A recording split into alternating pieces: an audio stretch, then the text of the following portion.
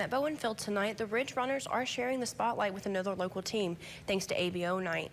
ABO, or alternate baseball, was started in Georgia to give those with special needs the opportunity to take part in America's pastime.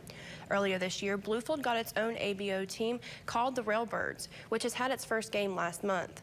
To celebrate the new team, Taylor Duncan, the founder of the National Alternative Baseball Organization, is throwing out one of the first pitches tonight at the game. And it's joined in the stands by the Rail Birds themselves. Duncan says that having a team in Bluefield means that more to players than just an opportunity to having played sports for the first time. It's a way to learn both in and off the field skills off the diamond.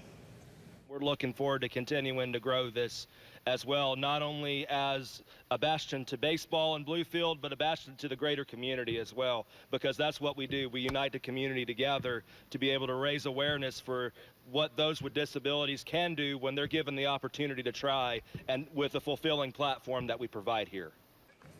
Duncan says that the team's general manager has done an excellent job getting his team started. He encourages the community to continue to come to the game tonight to meet the Rail Birds for themselves, or even consider joining the team by going to the Alternative Baseball website.